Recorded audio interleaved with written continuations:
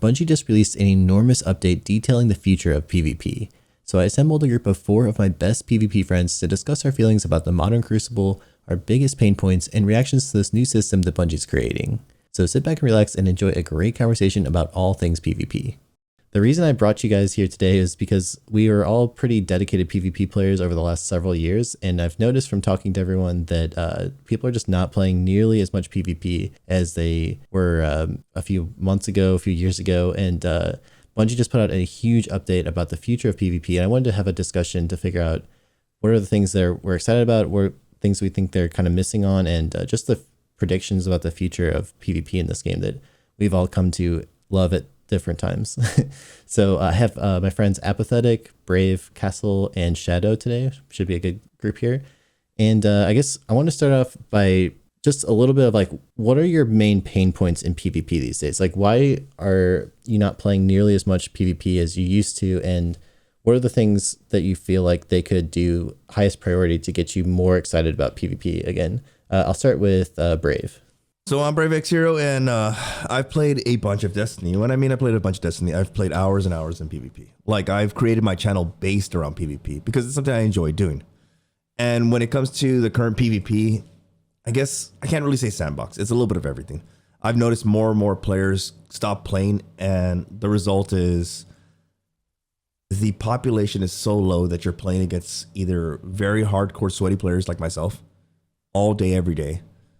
You're playing terrible maps, and you're also limited to your game modes and limited to whatever Bungie decides to have as the meta, which has literally turned me off completely. And this is coming from somebody who has over like 5,000 hours in this game. The majority of it is in PvP. What about the rest of you guys? Any thoughts outside of that? That's so weird, Brave, because you would be at the bottom of the skill-based matching bracket. You know what I mean? That hurts my feelings. Oh, man. Sorry, Shadow. I totally cut you off. No, you're good. I was just going to say, I think with loot, like the loot from PvP has really not been that desirable, especially recently. But overall, the loot in PvP has just not been that great since Pinnacle Weapons. And I'm not saying we have to bring back Pinnacle Weapons, but we have to put some kind of incentive into the Crucible to make it worth playing from a loot perspective. Like right now, there's no reason to play. There's none. Yeah, I don't want anything from PvP, period. I could load up the game, play 4 hours of PvP, and get nothing out of it. And when I mean nothing, I mean I'm going to get either bad connections, terrible experience because I'm in a skill-based matchmaking lobby, or just overall being destroyed by abilities and some of the most broken weapons in the game. And then at the end of the day, get nothing out of it and go to bed a loser. Okay, this is a good discussion because I personally don't care about loot, and I feel like I'm a minority there. I'm the type of person who could use the same hand cannon or auto rifle or SMG literally for a year straight and never even take it off. And like, I don't need to chase loot. So loot is not how, like, that's not what motivates me. I do agree that that's what motivates a lot of people. But for me, like, I crave improvement. I crave like the feeling of noticing my improvement. And I feel like somehow just over the last 18 months, in particular, the last like 8 months, Destiny has kind of somehow found a way to like strip that of me. Like, it doesn't matter if I'm getting better. I can't even notice because there's like a new thing that is so incredibly distracting to the improvement that you don't notice. For example, like all of the new subclass updates, like I was nervous about it, you know, ever since Stasis came out. It was like, oh God, imagine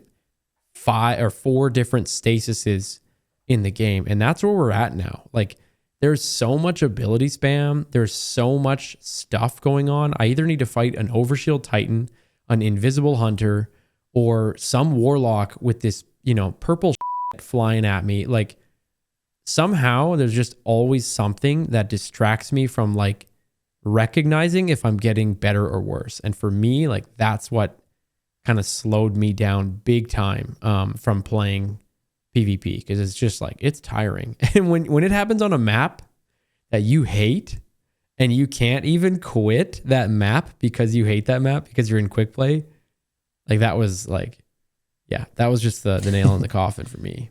Yeah, I think I'm actually in a similar boat to you where I feel the grind or the desire to grind for loot initially. Like, for example, back when Redrick's Claymore came out or Not Forgotten or like whatever like the new thing is, like I'll be excited and that will get me to want to like grind really quickly and get that thing. But then that doesn't keep me coming back day after day because like once you get that reward, then that's sort of it.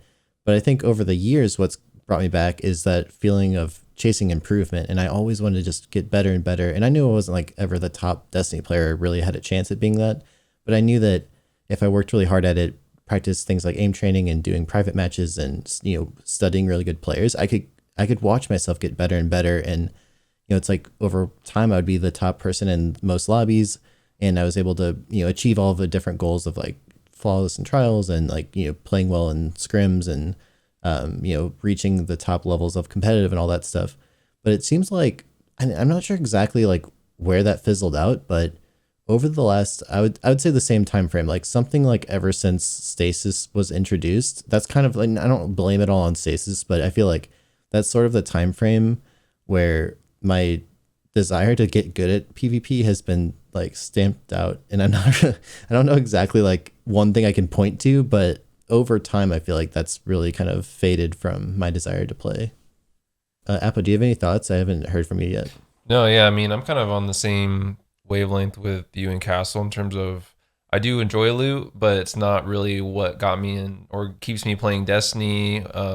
You know, I'm the type of person that played millions of hours of Halo, used the battle rifle nonstop. So like I don't really crave different weapons. Like I'll use the same hand cannon, just like Castle was saying. I think for me, it's a lot of the changes that happen kind of around me outside of my skill. I feel like a lot of times I lose fights or things happen to me that are like uncontrollable, that it's like, okay, that was just a meta weapon that has insane aim and assist, like linears, or okay, there's just like a really broken ability, or every hunter on their team is just invisible and I can't, it's going to be hard for me to detect any of them. And so I think my agency as a player feels a lot less skill dependent. And I feel like what has happened with all the 3.0 stuff is like, even if you're trying to get better, the sandbox around you is changing in a way that there's so many things that like, you know, even if a skilled player uses that thing, then it's like, it's far and above the best thing, right? And I think that's where you see that disparity between abilities and gunplay. Like my ability to play cover and move around the map and, you know, pick fights and stuff has less and less and less to do with me winning now than am I running the right subclass? Am I running the right weapons that are the meta right now? And I think the way they balance those things and how long it takes them to balance those things is also deflating, because you're like, okay, cool. I'm just going to grit my teeth. I'm going to stick to my shotgun, my hand cannon, and I'm going to try to play through this and like, you know, like take it on as a challenge. But sometimes it's just some of the stuff is so strong and you're such a disadvantaged. I think it's like, why would I want to get better? On top of the fact that I'm not getting anything loot-wise or anything on top of that, or there's nothing to showcase for it. So I think all those things combined was really hurt my drive to want to get better, which then hurts my drive to want to play PvP. I really agree with that. I'm thinking like whenever I die, I often ask myself like, what could I have done better in order to not die, or maybe get a kill, or maybe just survive? And increasingly over time, a lot of the time, the answer is just you couldn't have done anything better. Whether it's just because you're melee whiffed, there's some extremely awful connection and the enemy is just teleporting so you can't hit them, or there's some insane melee lunge, or there's just some ridiculously busted ability. If the answer is ever, there's nothing I could have done better, that's a major problem for me. Yeah, I agree. And I really think like when Appa was talking about how like, you know, how you play cover, map rotation, all that stuff started to matter less and less. You can see it because, you know, 3 years ago, top streamers, top players, you know, doing carries, whatever, like they could generally accomplish what they needed using anything they wanted. But now, you know, you fast forward 3 years to today, they can't. Like these elite players are having to switch for the first time ever. I've never seen this before. Like this year, they are literally losing match after match unless they play the most broken possible thing, like an Invisible Hunter, for example. It's like Gold Eagle forever would only, you know, he could play Golden Gun and it did not matter. But now, like, I see him more and more playing Invis just because he's like, yeah, man, like, I just have to, because it's, you know, those other factors are just getting stronger and stronger. So, like, back when they said in December of 2021, we want to have more focus on gunplay, weapon play, you know, that was like music to my ears. That was the best thing ever that month when they cut the abilities in half. But it was like, they just immediately reversed that entire philosophy when they released, you know, Void Solar Arc. It's just like, oh my God, you guys couldn't have lied anymore.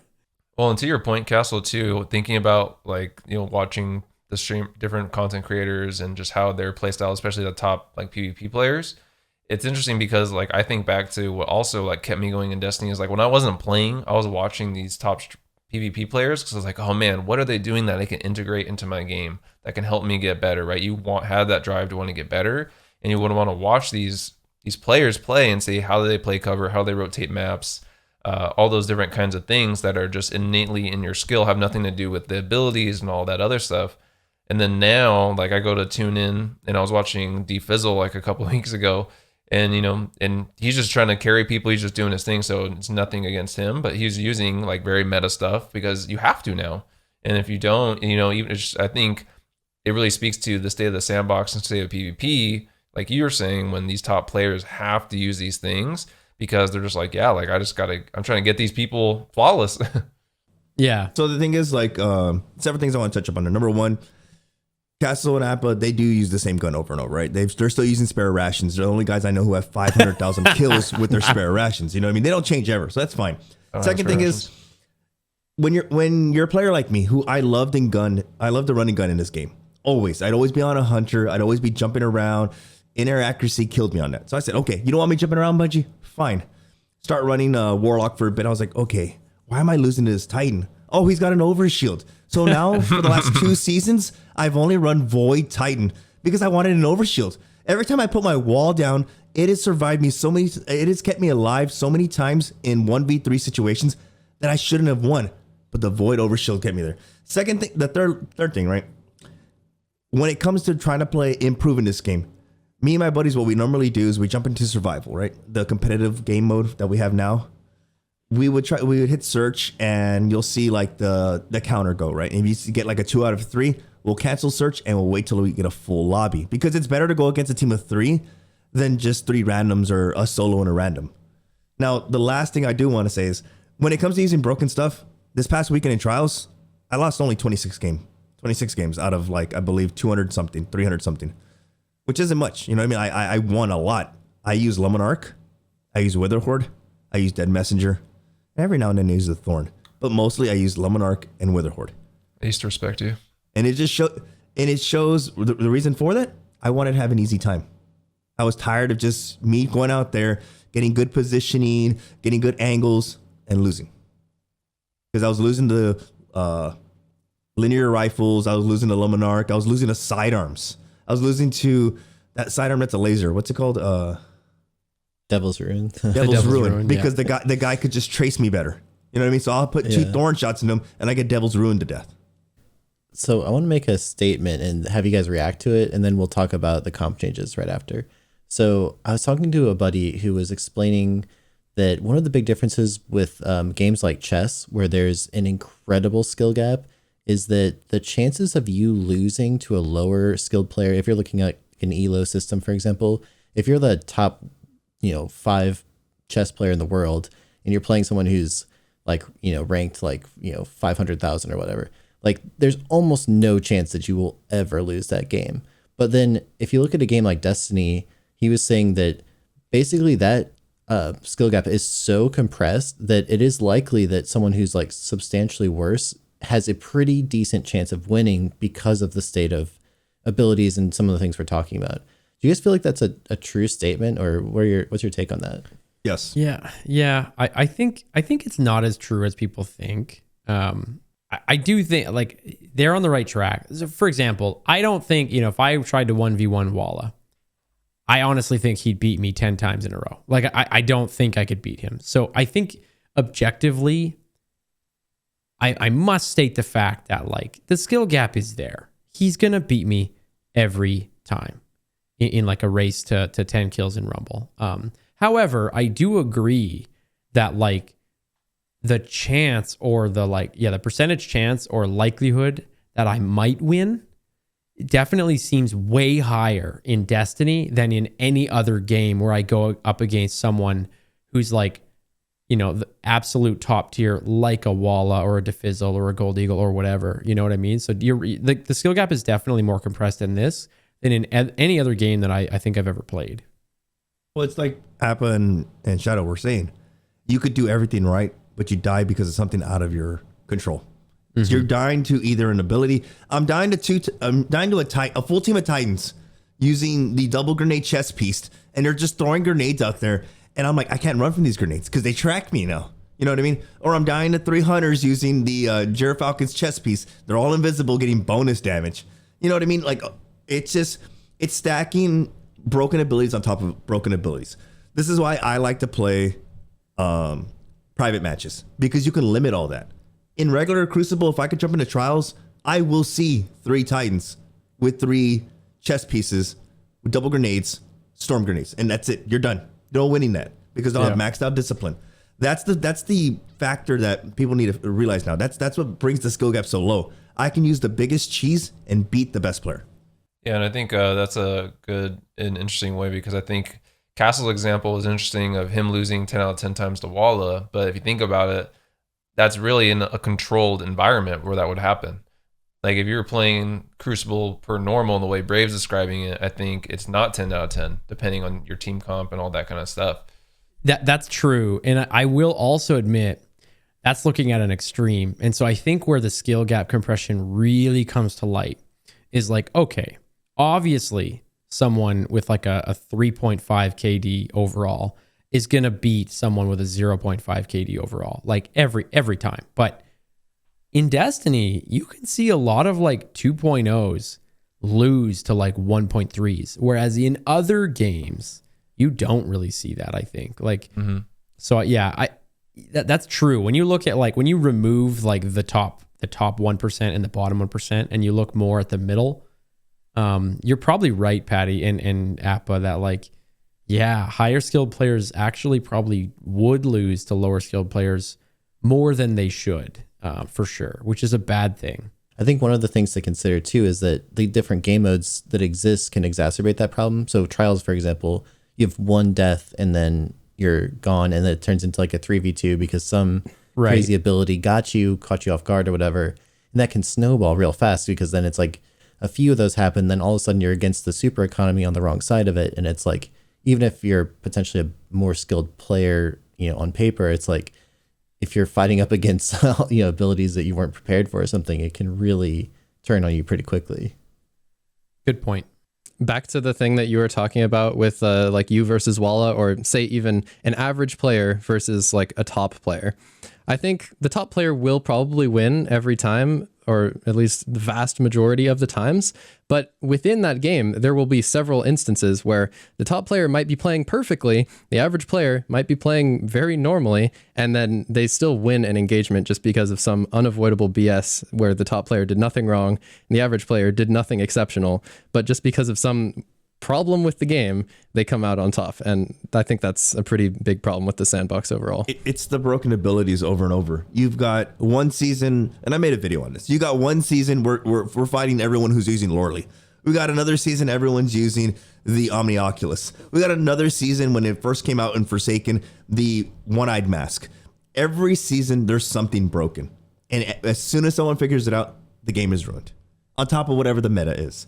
So right now it's double grenades, Titans, it's Gerafalcons, and it's using in trials. Everyone's like, oh, just use whatever you want to use and have fun. I can't. I have to use a bubble. It's got the fastest cooldown. I have to use a Well of Radiance. I can't use Spectre Blades because I don't want to wait 40 minutes to get my super. You know what I mean? It's just the way Bungie decides on the meta.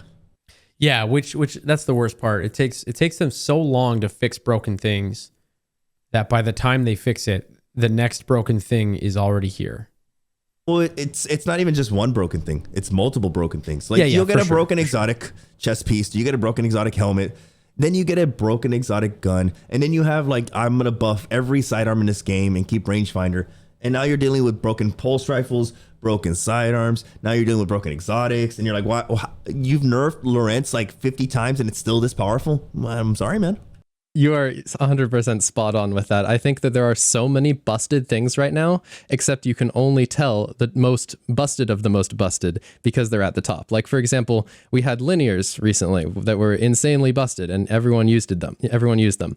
But now that they're gone, there's more busted things that are just going to immediately rise to the top because they haven't been dealt with. And it's probably going to take us, 6 months, a year to deal with the next busted thing. So the rate at which these things get addressed is just insanely slow. We're talking about this, and we're people who play this game often, and we've played less. I only imagine the guy who's getting home from work. He's like, I had a hard day, man. I was making sandwiches at Subway. Oh, I'm ready to play some Destiny. He plays just a little bit and says, I'm done. I don't want to play this stupid game anymore. I'm annoyed by dying from all this busted stuff. I'm going to go play Genshin Impact because I like to look at my waifus. I think this is a good time to transition a little because Bungie just announced today that there's like this huge comp revamp coming with finally a rank system, which, a lot of us have been wanting for a long time. And I think there's a lot of positive things going for it. And it's definitely a good foundation to build on. I know we have some criticisms that we'll get into, but I think in the back of my mind, whenever I think about a comp system, that's always kind of my fear is like the higher ranked you get, the more degenerate the game becomes because there's certain strategies like that just seem to be persistent in every single sandbox. And it feels like over time, it's becoming more of a problem. Like when I think back to like, I don't know, Season of the Worthy or some of these kind of seasons, maybe like in season 10 range or so, like I don't remember nearly as many problems with the game. And it seems like it's something that's kind of with every new thing that gets introduced, it's like getting harder and harder for them to find some sort of balance. And I totally agree. It's like a game of whack-a-mole where every time the top thing gets nerfed, there's like 3 more things just waiting to become that next annoying thing. So that's kind of my biggest concern. I feel like out of all the comp stuff is that I just feel like from a playing perspective, the better you get at it, you almost get punished because you're going to face like the most degenerate parts of the game constantly. What are you guys thinking about this new rework? Well, something you said, Patty, that I think made me think of something. Because I was thinking about Season of the Worthy when you mentioned it. And I think a lot of it comes back to like the reason a lot of things are like broken is because a lot of these things like the grenades, Go Falcons, all that stuff is triggered by ability regen. A lot of this stuff is tied back to 3.0. And I think if they redid what they did when they kind of nerfed all the cooldowns on all the things, because I think in Season of the Worthy, it was like, what's that Titan exotic that when you slide, you get the shield? I can't even think of it right now. Antaeus Ward. Antaeus Ward was like really broken back then. But even then, it was just like that thing. It wasn't that thing and a bunch of other different things because it wasn't tied to ability regen. And I think now that ability regen, there's so many ways to get that low that it creates a multitude of problems on top of now you're not just trying to balance weapons. If you're Bungie, now you're trying to balance all these different exotics. And then you're just creating just this list of things that, okay, second I nerf this gets taken up by something else. But I think that's also my biggest concern for the comp playlist as well, to answer your question, is like maybe I'll have fun in like the middle divisions or whatever they're called, but then I start getting into that higher rank and it gets to a point where I'm like, I mean, okay, there's the, and we'll talk about the criticisms, but if it gets to a point where like the sandbox is so unhealthy at the highest level that I think it's going to really flame out when people start getting to those higher divisions, unless there's a reason to push further. He's right when it comes to abilities. You have cooldowns that are just ridiculous. For not every hunter exotic, majority of hunter exotics are tied to the dodge ability. So Gemini Jester, Falcons when I go invisible, all that's tied to just dodging with the hunter, which you can maximize that cooldown easily to where you get it back within seconds.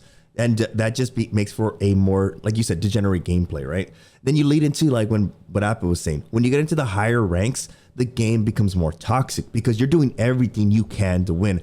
I will run 4 Luminarchs, somehow throw it onto my leg armor, and I will run 4 Luminarchs into the highest comp rank just to win that match. This is what I would do. I can only imagine other players that they've been grinding their eyes out. They started off with like the Thorn and a shotgun, and they climbed up the ladder a little bit. Like, I better put a pulse rifle on, man. I got more passive. Use a pulse rifle, and towards the very end, they're using Falcons, they're using Luminarch. Somehow they paired that alongside Witherhoard. It's gonna get toxic, and the only people up there are the people who are willing to sacrifice their souls to play that toxic. Probably the closest that we see to that today is like when two very, very good trials teams play each other. It's like who can reach out into their bag of tricks and figure out like the most degenerate ways to play each other. Like it's really weird because I remember back in the day like loving watching like really high level trials against each other. I watched some games recently and it's like, man, the whole meta feels like it's just like wait as long as you can so you don't slide into like a lane and get linear fusion to death, and wait until you have a bubble and be the first team that has a bubble and then put like the shield in the bubble so that like, you know, it's like these weird bubble wars.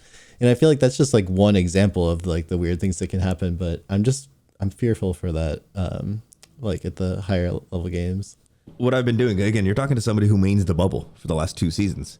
I've been doing is as soon as I get my bubble up, okay, it's very important to give orbs to my teammates. I switch over to the chest piece of the Crest of Alpha Lupi. I pop the chest piece on. Boom, I pop my bubble. Rather than 3 orbs, I give 4 orbs. While I'm in the bubble, I put my shield up, go back to my inventory, put the chest piece away, put on Dune Marchers, and I go back to normal. At the same time, I gave my teammates 1 extra orb. That's how degenerate the gameplay gets. You have to do every single thing just to get that advantage. So let's talk a little bit about the comp rework in general. So I think there are some good things in general. Like there's definitely going to be more of a reason to play comp because they have a new like division ranking that you'll get, you know, various ranks similar to any other competitive game. One kind of odd thing is that they're setting up the matchmaking to be based on your skill level, like and I don't know exactly like how that will work, if that's going to be like your internal like combat rating or whatever the number that Bungie uses for that, but it's not seeming like it's going to be related to your actual rank, which is kind of a weird decision. I would love to hear more about like why they decided to go that way instead of, as far as I know, pretty much every other major game like Valorant, Counter-Strike, whatever, uses the actual rank that you're at to find opponents of the similar rank. And the placements, the whole point of a placement system is to like figure out which rank you're supposed to fit into to match other people of a similar rank. So I guess we'll wait and see how that works. But the other thing that we were talking about before we started recording is it feels like so much of it is a big step in the right direction, but there doesn't seem to be a lot of like strong carrot to get people to chase as far as like rewards. And obviously there's been problems in the game before when things like Not Forgotten feels completely unattainable to players and it feels like a really overpowered weapon. But at the same time, when there's no meaningful loot in the Crucible playlist to even go for, and then there's also not really a lot of like cosmetics or things to get you to chase, I kind of worry that players won't be that incentivized.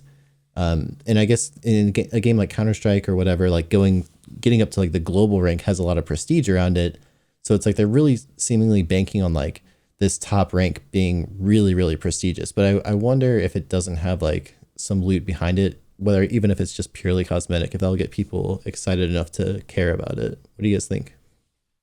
I think you're spot on with that. I agree that in other games, like it's prestigious to be at the top rank. And I think to a certain level, you know, players of Destiny will want to get higher in the ranks and want to make progress. But that only goes so far in a game where people play because of loot. Like if you ask yourself, why do people grind any PvE activity? They don't grind it over and over and over because they think it's fun. They grind it because they want the loot or the title or whatever reward comes from that activity. So, I mean, I think the activity itself and the rank can only get you so far. You do kind of need some sort of incentive to get the wider player base into it. And I understand there are some people like us who will play it no matter what, even if there's literally zero loot. But when it comes to the overall population of the game, there needs to be something to chase. Yeah, I wonder if with skill-based matchmaking being a factor instead of just purely ranked-based matchmaking, if someone of lower skill can go to the top rank, I think it's called Ascendant, that'll also diminish like the prestige of being Ascendant, right? Like 100%. So hopefully that is not what happens, but if SBMM is so strong that lower skilled players can play other lower skilled players and win enough that they make it to Ascendant, regardless of their actual true skill within the global ranking of all other players on the game, that will not be good. Like I still to this day remember on Halo 3, like you could not get to level 50 unless you were good enough, period. Like, you had to face so many insanely good opponents and beat them in order to get that damn 5-0 next to your name. And it was such a huge, and it was decaying too. So if you took a break, if you stepped away, the game would recognize like, oh yeah, you're probably not as good anymore. And like only the top 0.1% or whatever it was should be at this rank like of true skill. So you would log on like way later and you'd be like level 48. So yeah, I don't know. I hope they have this on mind when they launch this, but we'll have to see. Well, let me ask you guys. What's your rank right now in competitive? I don't think anyone knows. Yeah. Zero probably. Yeah. I hit 0 for several seasons. I don't know the last time I've actually played it, except for grinding powerful rewards and whatever lot. Probably Witch Queen, right? So it'll be better than what we have. That's one positive note. So probably extremely low. What changes now? Here's what I'll say. I think what will determine is, so I think I'm happy they're coming out with a ranked mode. I think that's really good. I think it's good bones. I wish they would have more incentive. What I think will really hinge on it, especially in its early days, is how difficult is it to get Ascendant. I think how difficult it is to rank up against those next ranks is going to be really what is going to determine like the success and the prestige. Because I think there is a fair amount of players that if they start seeing like something's hard to attain, they're like, okay, like there's some intrigue there for some of the more hardcore player base. I think for the larger, to make it more attractive overall to a larger like market of the player base, you do need to add some good incentive. But I think for the part of the player base that is a little bit more hardcore, especially when it comes to PvP, there is some like draw there just from the fact that like kind of like what Castle was saying, man, like damn, you're good enough to be a level 50 and like that means something, right? Oh man, you're Ascendant. It's not super common to see someone who's Ascendant rank. I think if it's something that's not common, I think that could help the playlist in a positive way. And just reasoning about how you earn and lose division rating, it's interesting because it says if you gain enough rating to move up a division, you enter a promotion series where you, in order to rank up to the next division, you have to win 2 out of your 3 games. Which if you're playing good teams, that could actually be pretty difficult depending on the level of competition. Yeah. And Castle, like you were mentioning, it also once you go past gold, your division rating does decay on a weekly basis, so it will decay over time if you weren't playing. Yeah, which is good. Like that's I think that's a good thing for sure. And he even mentions here, if you lose enough rating to move down a division, you then go into relegation, is what they're calling it, where now you have to win 2 out of 3 to keep your current division and not go down again. So it actually, reading that structure, assuming how it plays out, I mean, it could be somewhat difficult to get to Ascendant. Oh yeah, I agree on that. And getting to Ascendant, it's like you want to show it off. And that's what I want when you guys talk about having something as a reward to get there. So imagine this season you get to Ascendant and you have a special armor piece for your legs, right? You got shiny legs. And it's something you can show off that 2 seasons down the road, you're going to be like, dude, that guy's good. Watch out for him because look, he's got those Ascendant legs that you can only get 2 seasons ago. You know what I mean? Some incentive to play that, right? Well, Brave, real quick, you made me think of something that I think would be cool, easier thing they can do before that. What if just like you could in Halo, you could you can put just like you can put different things in your little emblem, you could put your rank for the competitive division. Like so I could put my Ascendant rank in my emblem, so when people join up on me or they see me, you can see just by looking at my emblem that I'm Ascendant rank. Dude, yes, that would be awesome. I feel like that For would sure. be really cool. I think people would really enjoy that because it's like, hey, it's uncommon, and then like, oh damn, like I see that one thing and I know that this person is very good at PvP.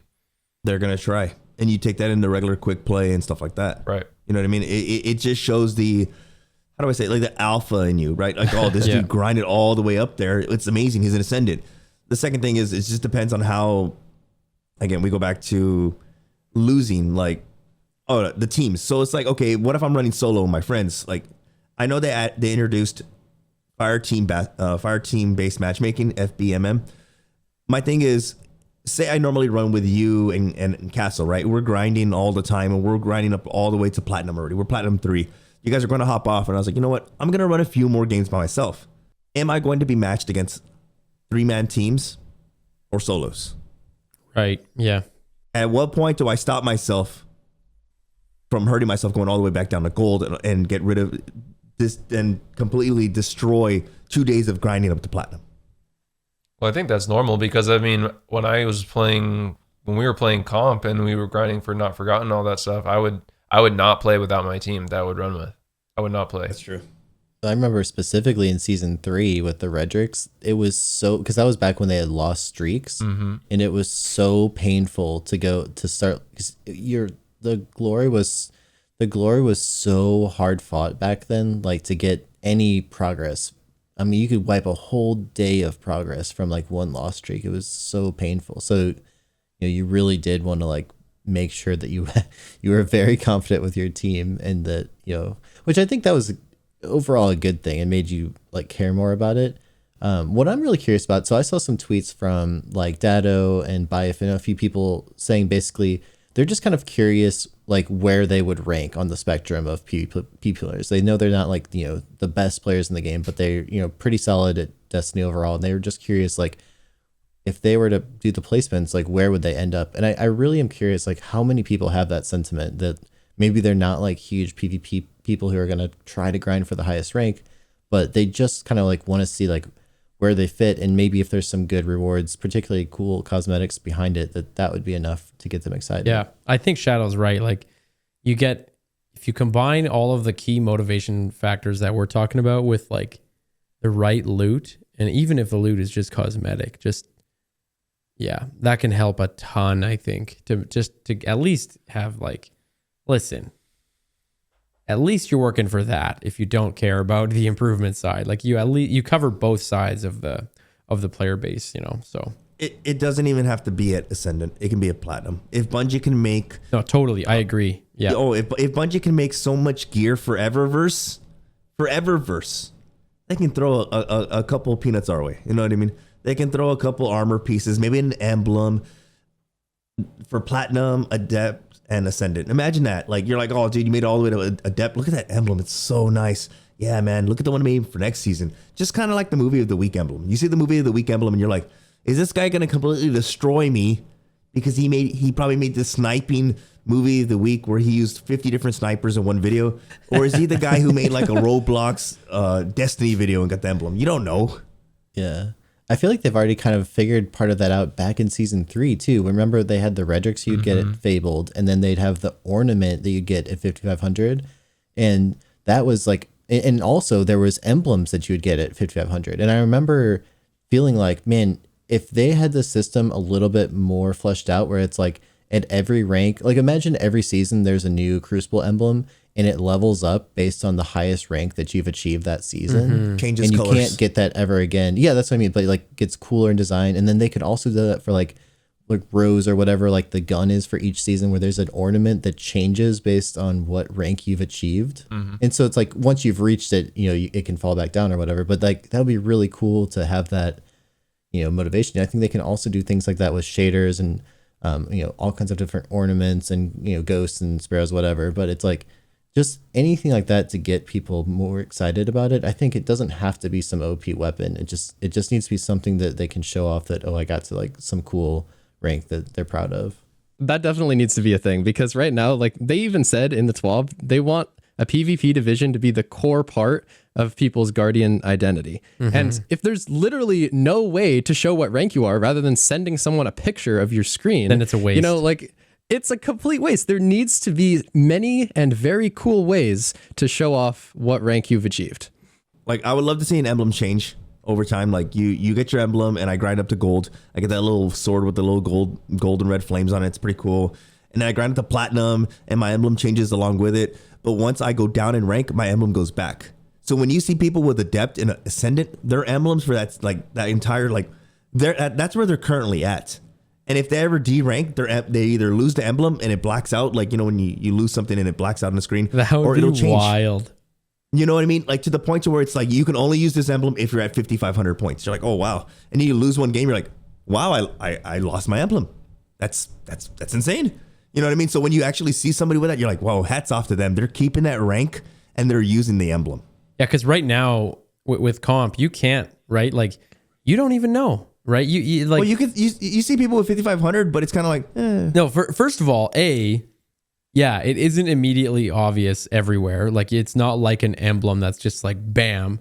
And B, it is like Appa, you said earlier, it needs to be difficult. You're right. It is so easy. I hate to say that because I know a lot of people struggle to get to 5,500, but like, I'm sorry. If you are a 1.3 or higher and you put your fire team together and you work really hard, you will get to 5,500. I mean, I think it takes 30 games in a row, right? Like I'm pretty sure I've done it in one day, in one session. Like it is too easy to get to 5,500. So now, even if you do show it off to your friends, no one cares because they're like, okay, dude, like I saw 6 of those this morning.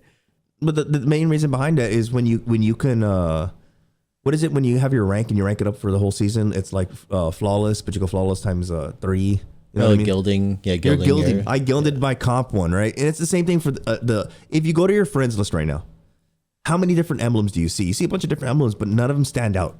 Only ones that stand out right now are either Bungie bounties or movie of the week. That's it. Imagine having these emblems. But this is the thing. I don't want it to where if I reach Ascendant once, I retire. And I'm always going to have that Ascendant emblem. No, next season, I can't use that emblem until I get there again. Yeah, I think what you guys are touching on, and I was talking about this before we started, was the aspiration. Like the reason I started playing Destiny is because I saw someone with an emblem, an armor piece, a weapon, and I was like, whoa, how do I get that? I want to do whatever they did to get that. And it was the same thing back then with Not Forgotten and Luna's How. I was like, damn, obviously that was maybe on like too far of the end of the spectrum because now you create a weapon that like suppresses like the player base in PvP because it's so strong. But I think if this rolls out and everyone's doing their placements and everyone places gold 3, which is the highest they're saying you can place, I think that will minimize any cosmetics you attach to it because I think they need to be aspirational. They need to be difficult. Like, in my opinion, it should be hard to get to Ascendant. And then for Ascendant, like you get like, I just want an all black shader. So that's the example I'm going to use. An all black shader. I think if there's an all black shader where you're just murdered out, people would literally go crazy of all skill levels because people love Destiny fashion. They love making their character look unique and special and want to stand out. And so if you don't have an emblem, if you can't show off your rating actively on your emblem or next to your name or in some way, just like you can with Gilded, then you need to have these really good cosmetics that clearly show you did something of high difficulty. I fully agree. Well, think about the division rankings though, and how they're all adjusted by 4 major factors: your match outcome, your division inflation, deflation, match performance, and player to lobby skill delta. All that factors in. So match outcome, whether you win or lose, you know what I mean?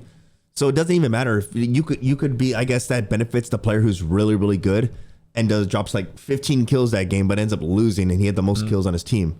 Maybe that weighs a huge factor in there, right? And division inflation and deflation, match performance, how well you played, and also like from match to match, and the player lobby skill delta, how your skill compares to everyone else in the match. If you're lower skill, it's the first time you're stepping into platinum, how your skill compares to everyone else in there. Maybe you lost that match. You're a lower skill, but you ended up dropping a 25 bomb. You had every single kill out there, but your team just couldn't hold up. Yeah, and I kind of like the 4 major factors, honestly. Like, I think it allows you to essentially play well and hopefully get some kind of reward, even if potentially maybe you lose that game, but you drop 30 kills or whatever the case may be. You will still hopefully, if you play well enough, get some additional reward. But also, say for whatever reason you place into a lower division, but you're of a much higher skill level overall, you're going to quickly get pushed out of that division into the division you belong, which I think is also a good thing. But again, that's the weird part, right? Is like if there's skill-based matchmaking, I don't know. It's going to be really interesting to see how it plays out and how that matchmaking works.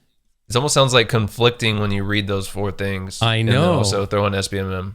And remember, this is all of us basing this off of like Clash, like a gun-to-gun skill. It's not even factoring in like the other game modes, which is, I believe, Rift? 3v3 Rift on Disjunction. Rift is part of the competitive division, right? Yeah, that's a miss. That's a Rift. Rift is a miss in this, in my opinion. Like, come on, think about it, bro. So now I'm gonna have to like call up one of my friends who's like a professional football player. Like, I need you to grab that ball, homie, and run and slam it. All right, I'm gonna be covering you with my Luminarch. I need you to get in there. I already had this figured out with Ceridius. We were doing the Titan skate thing where I would jump and he would send me Shoulder flying charge. through Yeah. yeah. We were perfecting that first day in Rift. That was fun. But no, I agree. You bring up an interesting point. I wanted to ask about this too.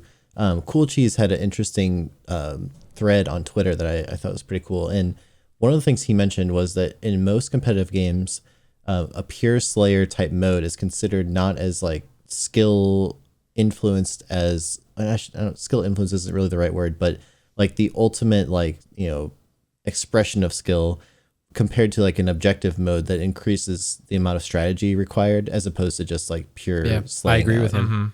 And I was just wondering, like, do you feel like that's going to be a limiting factor? Because I always felt like Destiny has so much potential to have more objective based modes, and it's weird to me that it just never has really added that many. Because even you look at stuff like, I've been playing a lot of Overwatch 2, where there's like the push the payload mode, and there's like this like robot you have to like send back and forth, and then there's like the zone control type thing. There's so many different ways that could be implemented in Destiny, and it's weird. It's just like, yeah, it feels like they're so slow to implement these new objective type things. No.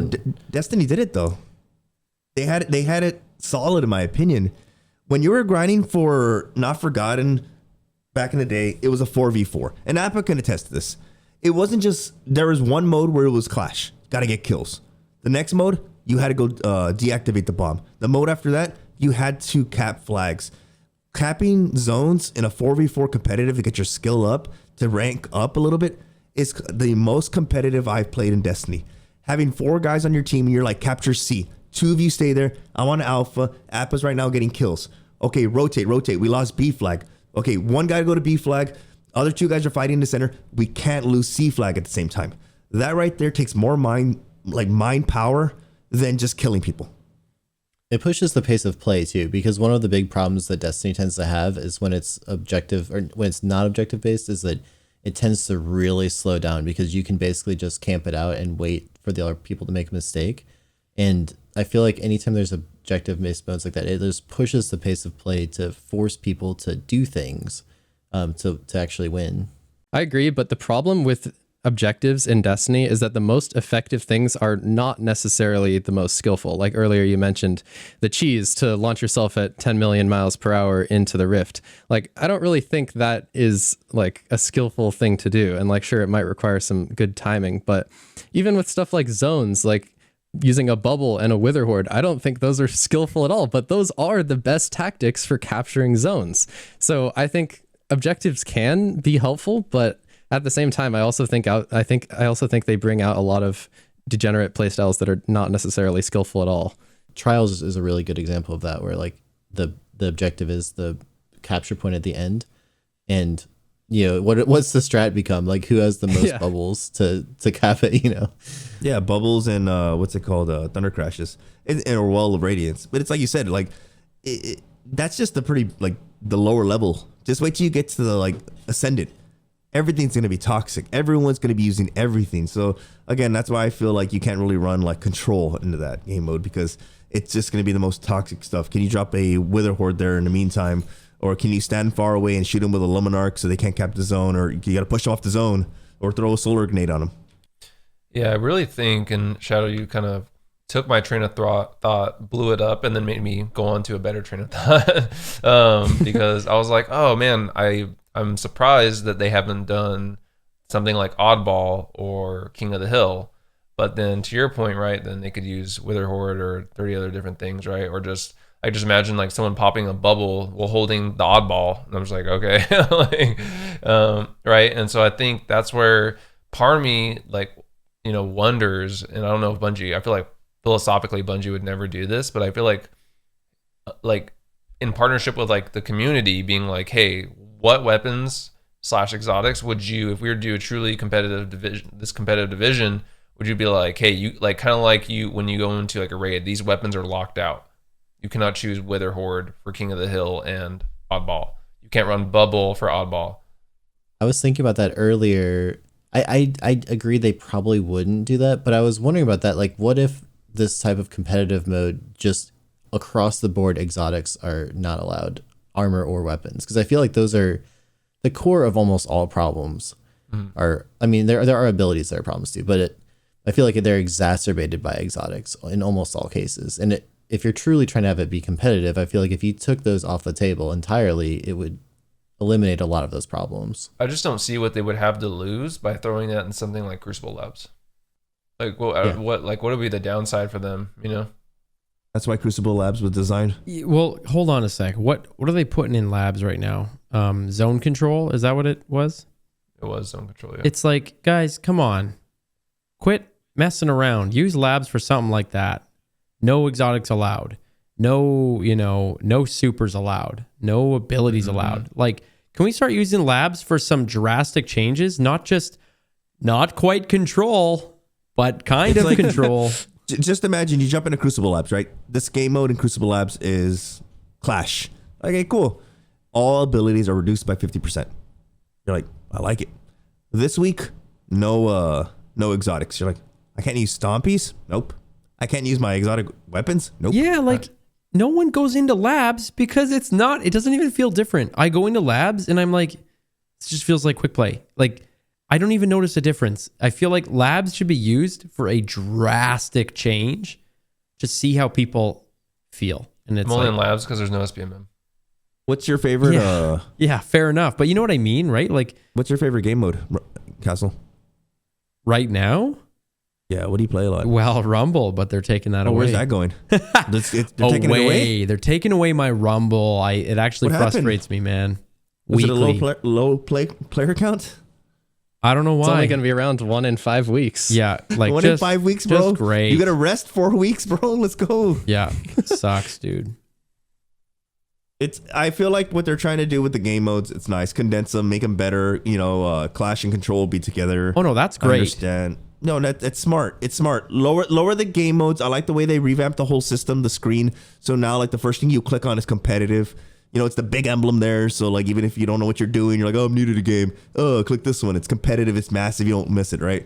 It's nice. I like it. But getting rid of Rumble and just not doing anything with Crucible Labs that you haven't done with it for years. And then whenever Iron Banner comes around, you lose Quick play, Clash right? and Controls. Yeah, so Yeah. you can't play Quick Play anymore because now you got to play Iron Banner. I just think they're going about it the right way. Yeah, they're going about it the right way, but it's like you now limit me to certain things. If that week it's not Rumble, but it's Showdown, and Crucible Labs has something like Super Scorched. You have like Yeah. 4 Scorched cannons. So now I'm just limited to play competitive or Quick Play or Iron Banner, whatever is available. Hey, I got a question for you guys. What are your thoughts? So I think the engram focusing, bring that to Crucible. Great. I love that. What are your guys' thoughts?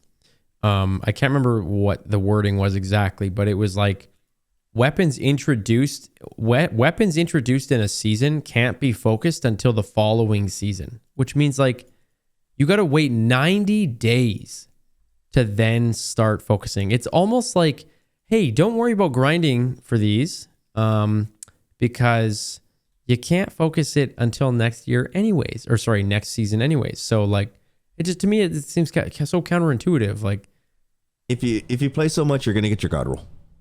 There's no point in focusing next season. it's just, yeah, I don't know. I thought that was weird, right? Right now, what you're focusing right now is Stars and Shadow. I've got a God roll. The Frozen Orbit, I've got a God roll. Survivor's Epitaph, I don't care for it. Sorrow's Verse, it's whatever. Crisis Inverted, I can still use my Palindrome. Riptide, cool. I'll focus that. Out of Bounds, I got my Funnel Web. It's like there's nothing reason for me to focus. This same thing like when I go to trials. I'm sitting on 72 engrams in trials. 72. I don't need anything from there. I agree with you, Castle. I don't understand why they're delaying that because, I mean, I also agree with you, Brave, that it's like there's no... I don't even remember the last time I was excited about a Crucible weapon. I mean, it's been ages. Destiny 1. Yeah, I mean, probably. Destiny 1, But we got like, an Eyes Luna drop. Yep.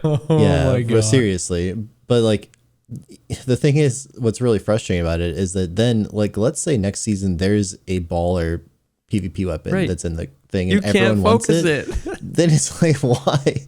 It just makes no sense to me. It's like, I don't know. I'm so in favor of like deterministic rewards where it's like you can because it's not like you just are getting it for free. It's just you're mitigating some of the RNG of just never getting lucky with that particular thing. Like the whole season that Shadow and I did trials carries for like, it's like, I don't know, at least 1 or 2 seasons. And I never once got that Eye of Soul with snapshot opening shot. And we both got a lot of those snipers, but I would get like the hip fire grip, whatever the other Box breathing. box breathing. I got like 10 of those things and I never once got and it's just like there was no way to focus it. And then now it just doesn't exist anymore. So it's like, I guess you're just out of luck if you didn't get it. Focusing great. No. If you want, I need for got the like 90. 3 of them. I got like 3 of them.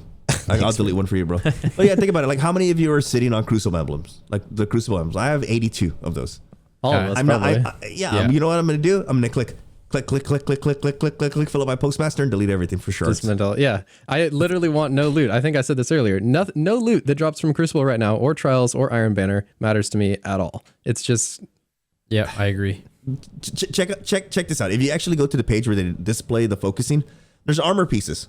There's armor pieces in there. Why would you want to taking up memory? armor? Like, why am I gonna go to Lord Shax? Thank you, sir, for this engram. I'm gonna focus for a helmet. You know what I mean? No, because it's gonna be poor stats. Like, what's the point of it? Gosh. Yeah. You know what I mean? Yep. Yeah. Because why? Once you get it, once you delete it, now you can put on any armor. One thing's for sure. This will be better than what we have today. But please, can we get more than one new map in the next 15 months? I agree. I think they're going the right direction. I like where it's going. A few things I pick on, like the armor pieces, but you know what? You're bringing 2 maps back. Cool. It's probably going to be some of the maps that nobody likes. Hopefully, it's the Mars maps would be nice. But I think that they are going the right way. More maps, better. Hopefully, we get some sort of voting sometime soon because I don't want to play a set pick of maps that I never had. Like, I'm playing this map 15 times in one night. Hopefully they change that. But again, new maps, great. New ways to focus engrams the season later, great.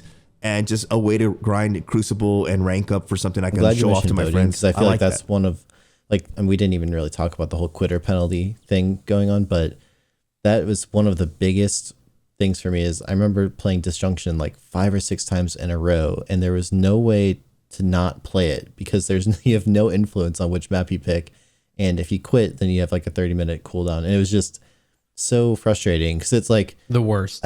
In almost any other game, you have some way to influence which map you're playing, whether it's being able to quit out and just re-queue, or you get to selectively queue the map, or you got to vote if you stay in the same lobby for the next map.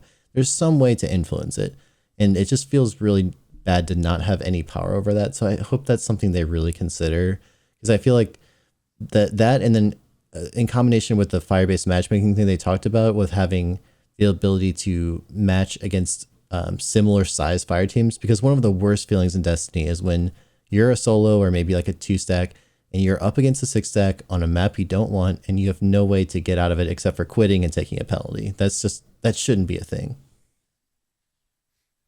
Well, speaking of fire team matchmaking, I'm actually excited about that. I really am. I love this. I love the 6-stack. And I think, we all kind of said it. I think the bones of all this are good, and I like the direction they're heading. I just hope it's difficult. I just hope it's difficult, because I think that alone will make me want to grind the ranks. It's difficult. If I'm just like, cool, it took me 3 days, less than that to get to Ascendant, then I'm going to be like, okay, great. Well, Perfect. Speaking of fire team matchmaking, right? I kind of like that. I'm excited for it. I love the 6-stack in quick play.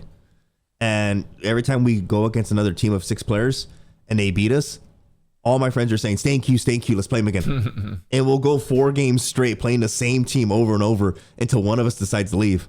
That's fun for me. That's competitive for me, because we're actually playing the objective. We're jumping around the map. Hey, cap that zone. Oh, don't do that. Oh, save your supers for this one area. And it's competitive for me, as opposed to playing 6 random people who barely started the game, don't know what to do, or just not that good. I'm excited for fire team matchmaking. Yeah, I think that's one of the smartest things that they're doing in this whole update, actually, because it alleviates so many problems. And even in trials, like the whole need for a freelance playlist might go away if you are a solo and you tend to match other solos. And if you're a team, you tend to match other teams like that. I mean, that one change potentially like eliminates that entire population decay problem of splitting the playlist into multiple different queue options. I wonder if skill-based matchmaking is, I wonder if they included that to help with queue times and stuff like that. Like that just made me think like maybe they're worried that like people in Ascendant or Platinum trying to get to Ascendant are going to have to wait like maybe you have to wait 40 minutes to get into a match, or you end up playing someone in like across the ocean and they're like, listen, the player population is so low that to avoid that, we need to allow an Ascendant to play someone in copper or whatever in bronze, silver, whatever it is, just to allow them to hop into a match and get to play the game who isn't across the ocean. I wonder if that's the reason why they did it. I think that's why they did it, because I remember seeing Pattycakes. I was watching a stream back when it was back in the day for Redrix, and I saw him, Drewski, and 2 other people I forgot. Were just sitting there for 45 minutes, and the queue would error them. You've been in queue for too long, because they couldn't find anybody at that high rank at that time. They were playing at like 3 a.m. It would error them. It would like beaver them. That used to happen to us all the time. Yeah, it was awful. Like you just sit there for. I mean, we used to play like Super Smash Bros. On our other screens while we're waiting for a game. You just hope that it wouldn't. I think it was Mongoose error, right? It was the error that you'd get. It would kick you out. I think Kessel, you're totally right too. And the thing is, if the system's implemented properly, that should work out, because even if you're like a really high ranked team versus a lower ranked team, the high ranked team shouldn't gain a whole lot of points and the lower ranked team shouldn't lose a lot of points. Right. So it should still work out okay if everything's tuned the way it should be. Yep. It's the only thing I can think of that makes sense. Yeah. I'm hoping that this is just the first stepping stone. Sorry. I'm hoping this is the first stepping stone to something great in Lightfall. You know what I mean? Like, I feel like, I hope this is the first step to something good. Oh, my God. My hiccups came back. Whoever's editing this is laughing right now. I hate you guys. Oh my God. Oh, I'm dying. That was so good. All right. Thank you guys for spending the time. This was really awesome. And I appreciate you spending a little bit of time to chat about things. Cheers, guys. Cool. Bye, bye.